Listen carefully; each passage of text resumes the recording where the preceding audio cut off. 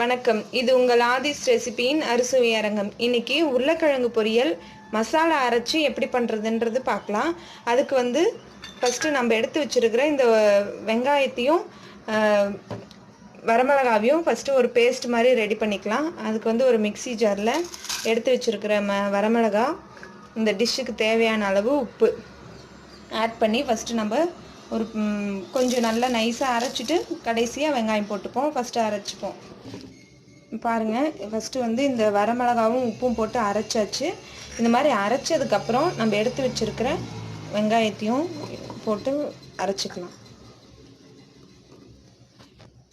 பாருங்கள், இந்த கன்சிஸ்டன்சியில் இருக்கணும். நம்ம அரைச்சி எடுத்து வச்சுருக்குறோம். கொஞ்சமாக தண்ணி ஆட் பண்ணி நம்ம அரைச்சி எடுத்து வச்சுக்கணும். இதோ அடுப்பு பற்ற வச்சு வானல் போட்டாச்சு. இதில் நம்ம எடுத்து வச்சுருக்கிற ஆயிலை ஆட் பண்ணிக்கலாம்.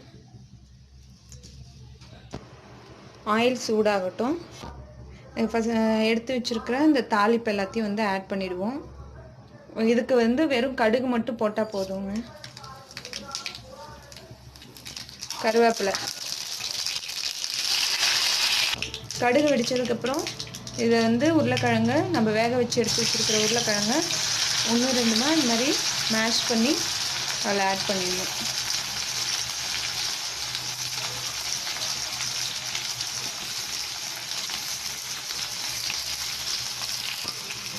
இதை லைட்டாக பெரட்டி விட்டதுக்கப்புறம் நம்ம அரைச்சி எடுத்து வச்சுருக்கிற இந்த paste, onion and chilli paste இதோட ஆட் பண்ணிடணும். ஆட் பண்ணி நல்லா பெரட்டிடுவோம். நல்லா பெரட்டி விட்டுட்டு கொஞ்சம் மூடி ஒன்று போட்டு மூடி வச்சுருவோம். சிம்மில் வச்சு கொஞ்ச நேரம் செவக்க விடுங்க. அப்படின்னு இப்போ ஓப்பன் பண்ணி பார்ப்போம். பாருங்கள், நல்லா அந்த உருளைக்கிழங்கும் மசாலாவும் நல்லா சேர்ந்து சூப்பராக வெந்து நல்லாயிருக்கு. இந்த ஆனியன் மசாலாவை மட்டும் நீங்கள் கொஞ்சமாக தண்ணியை ஊற்றி அரைச்சிக்கோங்க. ரொம்ப தண்ணி ஊற்றுனீங்க அப்படின்னா ரொம்ப தண்ணியாக போயிடும். இதை கண்டிப்பாக வீட்டில் ட்ரை பண்ணி பாருங்கள் ஃப்ரெண்ட்ஸ்.